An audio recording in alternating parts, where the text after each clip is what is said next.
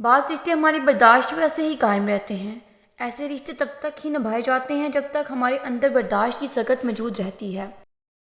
کسی انسان کے کردار کی پختگی کا تبھی پتہ چلتا ہے جب وہ موقع اور استطاعت ہونے کے باوجود برائی سے بچا رہے۔ ہر روز آپ کے اندر دو طاقتوں کی جنگ ہوتی ہے، مثبت اور منفی۔ دونوں اپنا پورا زور لگاتے ہیں، مگر جیت اسی کی ہوتی ہے جس کے ساتھ آپ خود کھڑے ہوتے ہیں۔ ہمیں سب سے مضبوط انہی لوگوں کے رویے بناتے ہیں جن کے سامنے ہم نے اپنے کمزور ہونے کے رونے روئے ہوتے ہیں۔ اچھے کے ساتھ اچھے رہو، لیکن برے کے ساتھ برے مت بنو، کیونکہ تم پانی سے خون صاف کر سکتے ہو لیکن خون سے خون نہیں۔ لوگوں کو اس بات سے غرض نہیں ہوتی کہ آپ خوش ہوتے ہیں یا نہیں، انہیں فرق اس بات سے پڑتا ہے کہ آپ انہیں خوش رکھتے ہیں یا نہیں۔ زندگی کے سفر میں کبھی بھی ایسے موڑ بھی آتے ہیں جہاں محنت اور ڈگریاں ہار جاتی ہیں، قسمت اور دعائیں جیت جاتی ہیں۔ ضروری نہیں کہ کوئی تھک جائے تو ہار بھی جائے گا۔ تھکتے ہم دوسروں کے غلط رویوں سے ہیں اور ہارتے اپنے غلط رویوں سے ہیں۔ رشتے اور تعلق نبھانا ایک فن ہے جس کے لیے دولت کی محض نہیں محض احساس کی ضرورت ہوتی ہے۔ اکثر ہمارے ساتھ ایسا ہوتا ہے، ہم سب کے لیے سوچتے ہیں پر ہمارے لیے کوئی نہیں سوچتا۔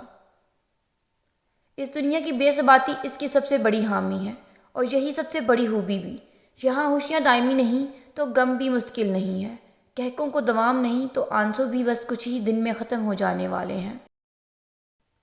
آپ کو آپ سے بہتر کوئی نہیں سمجھ سکتا، لیکن کوئی اس کی کوشش کر رہا ہے تو یقیناً وہ آپ سے محبت کرتا ہے۔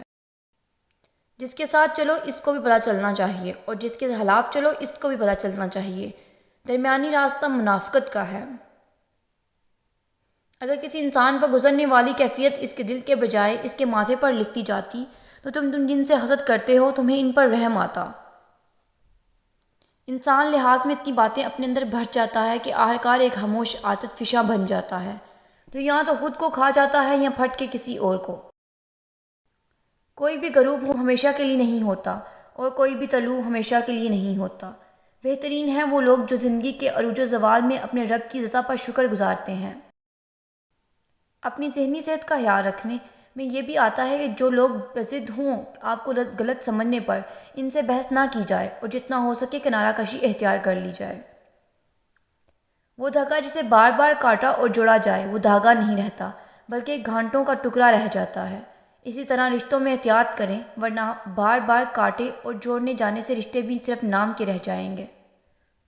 لمبی امیدوں سے دور رہا کرو، کیونکہ وہ تمہارے پاس موجود نعمتوں کو حقیر بنا دیتی ہیں۔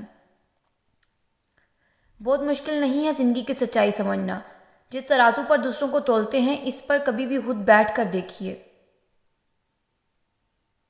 ہم سمجھتے ہیں توبہ صرف گناہوں پر ہوتی ہے، پر آج یہ انکشاف ہوا توبہ تو نیکیوں پر ہوتی ہے۔ ہر وہ نیکی جو آپ کو مطمئن کرنے لگے اس پر توبہ، ہر وہ نیکی جس پر مان ہونے لگے اس پر توبہ، ہر وہ کی جس پر دوسرے گناہگار لگنے لگیں اس پر توبہ لازمی کرنی چاہیے۔